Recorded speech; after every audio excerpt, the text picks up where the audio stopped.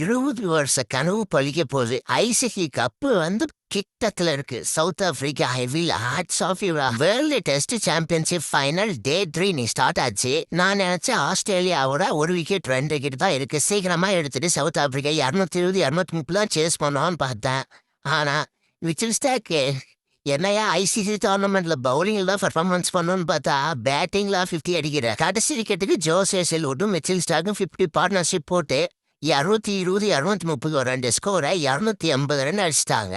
என்ன வேணா சொல்லுங்க, ரபாடா தாங்க வேர்ல்டு கிரேட்டஸ்ட் டெஸ்ட் பவுலரு. தலைவன் அந்த மாதிரி பவுலிங் போட்டாங்க. ஃபர்ஸ்ட் இன்னிங்ஸ்ல 5 விக்கெட், செகண்ட் இன்னிங்ஸ்ல 4 விக்கெட். நான் சொல்றேங்க, அடிச்சு சொல்றேன், ரபடா தாங்க அடுத்த ஸ்டெயின். அப்புறம் கடைசி விக்கெட்டை ஆடன் மார்க்கம் எடுத்துறாரு. 282 டார்கெட் என்னும் போது ஐசிசி ஃபைனல்ல ஆஸ்திரேலியா தான் வின் பண்ணுவான்னு உலகமே எதிர்பார்த்துட்டு இருக்கும் போது அதே மாதிரி தான் ஸ்டார்ட் பண்ணாங்க. இடத்துல ரிக்கில்டன் அவுட் ஆயிட்டாரு. அதுக்கப்புறம் ரியான் முல்டரோ மார்க்ரமும் பார்ட்னர்ஷிப் போட்டு ஸ்கோர் எடுத்துட்டு போயிருந்தாங்க. 77 ரன் அடிச்சுனும் போது முல்டரோ அவுட் ஆயிட்டாரு.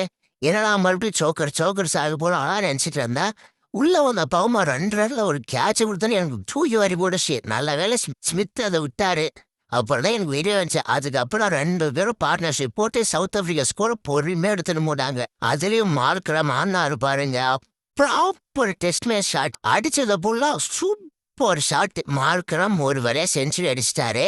இந்த பக்கம் பவுமாவும் பார்ட்னர்ஷிப் போட்டு கேப்டன்ஸ்னா தாண்டாருங்க. நீங்க என்ன வேணா சொல்லுங்க, அவ்வளோ இன்ஜுரியிலையும் ஒரு கேப்டன் என்ன பண்ணோன்னு பவுமா காமிச்சாருங்க. அவரால் 2 ஓட முடியல, இருந்தாலும் டீம் ஜெயிக்கிற நிலைமையில இருக்கு, இதை விட்டு போகலான்னு சொல்லிட்டு மார்க்ரம் கூட பார்ட்னர்ஷிப் போட்டு ஸ்கோரை சூப்பரா எடுத்துட்டு போனாங்க 2 பேரும். நாளைக்கு ஒரு 20 ஓவருக்குள்ளே மேட்ச் முடிஞ்சிடும் நினைக்கிறேன். சவுத் ஆப்பிரிக்கா இன்னும் 69 ரன் தானே அடிக்கணும்.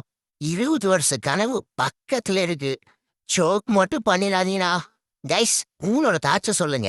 நாளைக்கு ஆஸ்திரேலியா மிராக்கிள் பண்ணுவாங்களா, இல்ல சவுத் ஆப்பிரிக்கா 20 வருஷ கனவை நிறைவேற்றது போறாங்களா?